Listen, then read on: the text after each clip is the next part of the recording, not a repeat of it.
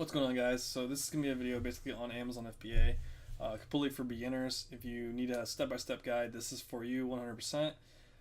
You probably heard about videos about this, or you've heard from other people how this is a great way to make money online and you want to get started. So this could be all about that. I'm going to give you tips and tricks along the way as well. This is not going to be a very in-depth. It's going to be more about just showing you the basics so you guys get kind of a big grasp of this, and then you guys can do your own further research to obviously optimize everything. So I will have future videos in depth as well. So if you guys want to hit the subscribe button, hit that bell button, get notified every time I make a new video.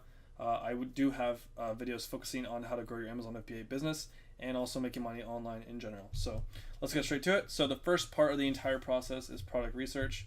So this is the most important part of the entire process. This is where you're going to be spending most of your time. I spend like 80% of my time just doing this, because once you find the product, it's pretty much the ship has sailed from there on. No matter how well you market your product, no matter how well you list it, if your product is not highly demandable, people are not going to be finding that product. People will not be searching it, and you will not make sales in the end. All right, so how do I do it? Basically, you will have some kind of software to help you further along in the product research phase, so you can actually see the sales data of each individual product on Amazon, so you can see how well they're selling and see if it's a good profitable niche that you probably want to get into. So this is the Jungle Scout web extension that I use, and basically what it does is it just pulls the sales data of a product. So let's go to a random product. Let's just do a backpack, and so as you can see, I just press that key extension and it shows me all the sales data for this product. It's horrible, so that's okay. We're just trying to show you guys how to use this. So basically, sales data, you want to have high sales and you want to have low reviews. Low reviews kind of is the way we gauge competition. So competition steals our sales. So the higher the competition, the lower sales we're going to be making. Generally, I try to find sales that's at least above 300, because I want to make at least 10 sales in a day. So 300 divided by 30 days in a month, that's obviously 10 sales in a day. So 10 sales a day is my minimum. Once you get to the point where I am at, you will basically just realize that it's not about how much you'll be making, it's how long it'll take you to make that money. And so that's why I try to go a minimum of 300 sales per month on my products. So you want to have consistent sales. This is not consistent. This is very wonky, and I don't know why that is exactly, but let's just jump out of this product and let's go to another department. A little tip for you guys: beauty and health is a really great product category to look around. It is gated, so you need to have either pay or apply for it. And the reason why is because they don't want everyone selling beauty products, like anyone, for example, because this is products that you put on your face, for example, makeup, stuff like that. They don't want just random, maybe not credible sellers selling just crap, garbage products that you put on your face. There's a lot of rules against that, policies, So basically, any product or any niche that is profitable, you're going to be looking at. Sports and outdoors, it's super competitive though. Clothing's terrible. Toys, kids, and babies, a great niche to look around, so look around there. Beauty and health, like I said. Home, garden, and tools, so I like to go in kitchen and dining. That's a really great one I've been using for a while. Arts, crafts, and sewing is a really good one as well. A lot of old people like stuff like that, but it sells like crazy. And obviously not movies, games, or music. You can't private label those products. And yeah, so hopefully that's straightforward. Those are some suggestions.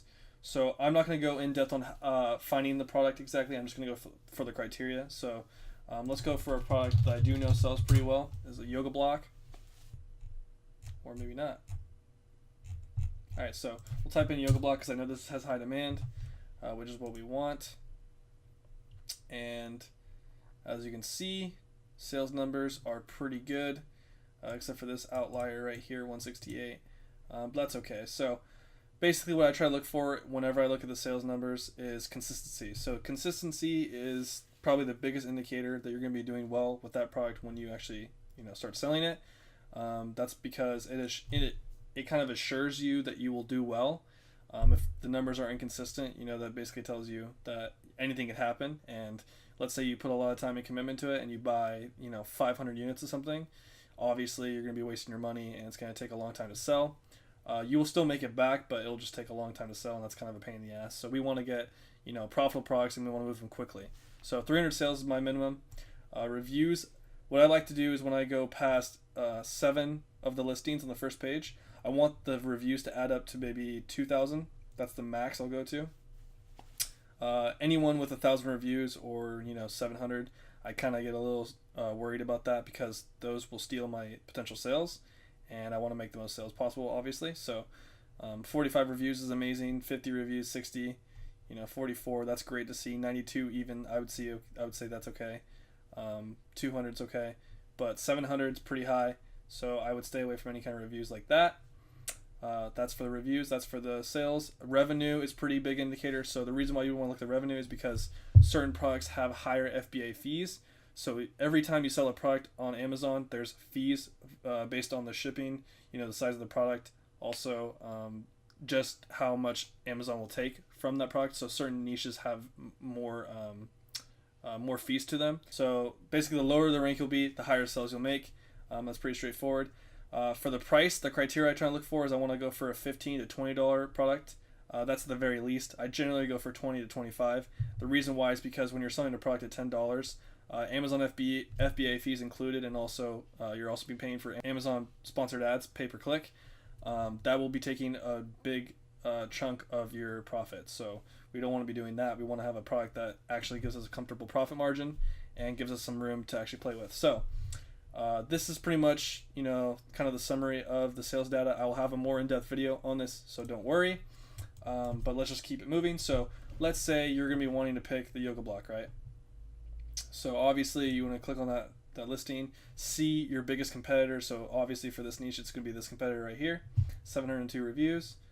Just see what they're doing and see if there's some room to grow and make this niche, more profitable and make your product stand out. So yoga blocks we're going to be using. So the next step of this entire process is actually sourcing it. So buying it in bulk from Alibaba. So you're going to be going to alibaba.com. This is a wholesale supplier website. This is where you're going to be selling your products, or basically getting your products from with the suppliers. So in the search engine, just type in your broad keyword for your product that you are interested in selling. And as you can see right here, there's a list of the exact same product you're looking for from different suppliers. I have a huge recommendation for you guys. So when you guys are doing the supplier types, make sure you do trade assurance and gold supplier. So the reason why trade assurance is obviously because if you have any issues with your supplier, let's say you get scammed, which doesn't happen that much, but it has a chance of that happening. I don't want to discourage you guys, but there is a chance always. If you do get scammed, trade assurance basically gives you the ability to dispute with Alibaba's website and you get your money back. I recommend that when you guys do your payment option, you guys do it through PayPal. I have never had any issues with PayPal because you always get your money back. It's been around for a long time. So gold supplier is pretty important. Gold supplier tells you how long they've been selling on this platform altogether. So there's been a rumor going around that you can basically pay for 1 year and have that to look like you're a credible seller. So I generally just don't go for anyone that's below 1 year. I go for someone around 3 years or above. So this would be a great seller right here, or supplier. And as you can see, they're doing $2 million in revenue, which is crazy, especially in the last 6 months. So 163 transactions. This is social proof. So other people are trying to find this product and buy it, which kind of gives us the indication that this is a profitable product and we should want to add this to our product line as well. So basically you're going to be looking around trying to see your best deal for your buck. So this is the price. The reason why it varies is because certain blocks, so let's say your product is like fiber cloth, right? The reason why the price would vary is because sometimes they don't make every unit the exact same size, and sometimes the ones are bigger and some are smaller, so you are charged differently. And also they're trying to tell you that there's some room to the product that might grow. So for example, if you want to add custom packaging to your product, so you want to have a unique design, you can add that, but it would obviously cost a little bit more, so maybe like 50 cents to $1 per unit. I do recommend you guys do that because the more credible you look, the more sales you will make potentially. And that's obviously what we're trying to go for. We're trying to grow a brand, not just sell random products. So this is minimum order. This is how many you need to buy in order to have a transaction with them. You can negotiate this with them, so you don't have to worry about that. I have a template also in one of my videos showing you guys exactly what you should say. You guys can copy and paste the template from one of my other videos. And yeah, it's pretty straightforward. I basically have a specific email that I send them in order to get all the answers in one email, as well as ask the right questions. So you need to ask the right questions. So let's say you only ask for one shipping estimate. It's like kind of like going into a dealership and asking, for one price. And you're not asking for the miles in the car, and this is obviously a used car, so you're not asking for the miles, you're not asking for any damages or anything like that. You're just asking for the price, which gives the salesperson kind of an indicator that you don't know what you're talking about, so they can take advantage of you and up the price, because you're just asking for a quote. You don't really care about anything else. So that's why I have a template giving you guys exactly what you guys should say, so that way that you guys get the best deal for your buck. Yeah, so pretty straightforward. Basically, when I'm looking at products, I want to make sure that I can prototype my own logo on it, because that's pretty important. So I'd obviously want to contact the supplier and get rid of whatever the symbol is and put my own logo on it, whether it's my name brand or whatever. And yeah, so when you're contacting them, just click on here and then copy and paste my email template, or you can do whatever you want here. Alright guys, so the next step of this entire process is making sure that you're actually getting a good deal for your buck, and then actually going in on that transaction with that supplier. And so one way I try to make sure that I'm getting the good price for what I'm trading for, I just go to a website called 1688. So this is the Chinese version of Alibaba, and the reason why this will help you is because a lot of the Chinese suppliers in here, they go to the U.S. platform and they take advantage of U.S. sellers because they're not aware of the actual price, the market value. So you can go over here and you basically just use a translation from Google. That's pretty free. You can use this from Google, so translation. You're going to be taking it to Chinese traditional, English, and then Chinese traditional, and you're going to be basically typing in your keywords, so yoga block, right? And we're going to be copying and pasting that, and we're going to paste that into there. And once you do that, you'll get the listings in Chinese, and you'll see the price, obviously in their currency. So this looks pretty similar to the product that we're looking at on the US version. Oops. Just trying to get a good look at it. Yep, looks pretty much similar to it except for the symbol. Definitely not that one. So 23 wands, and that looks pretty similar as well. So that would be 21 wands. So let's say the average price is 22 wands. So let's go to currency converter, and let's do Chinese won, and let's go to US dollar. So the average was 22, so that's $3.33. As you can see, they're charging 3.2, so that's actually a good deal for us. Again, don't worry about the minimum order. You guys can negotiate with them that as well, and you can also talk them down the price, but I don't really go through that hassle. I just kind of go for the lowest price and I go from there. But since they are asking for a good price and it's at the market value, this looks like a pretty okay supplier to go for. So another way that I like to make sure that I'm actually picking the right product and it's actually profitable, I make sure that the product has steady search volume, which means it's selling year long, not during certain seasons. We don't want a seasonal product, we want a year long product. So let's use this yoga block as an example. So we'll type in yoga block, right? And we'll see if this is a profitable product. We'll go to past 5 years and make sure you go to United States because we're selling in the US market. And as you can see, it's pretty steady. It's not too spiky. If the graph kind of goes like this and it goes straight down during a certain season and you see the pattern, that's not a product we want to see. We want to kind of see just kind of a little bit of spikes, but generally in the same area. It's not too bad. So another thing I like to do is like go past the last 12 months and just see how that's going. So there's always going to be spikes with the product. So if you do see spikes, don't worry about that. We're just looking for huge spikes because those basically tell you it's a seasonal product. So once you do that, you're pretty set in stone on the trend. You're good to go on the next step. So listings also really important, guys. I'm just going to kind of go over it in a very broad way. I'll have a more in-depth video on this as well, so just look out for that. But basically, the title is really keyword sensitive. This helps you rank. So that's how I get my products to page 1, rank 1. That's how I sell a shitload of units, and that's basically all there is to it. This is your first. So this and the images are probably the most important part of your entire listing itself. 70% of the people that will come onto your listing, they're going to be buying it just from the images and the title. The rest of the 30%, they're going to be kind of swayed by how you make your product description and your key bulletin points.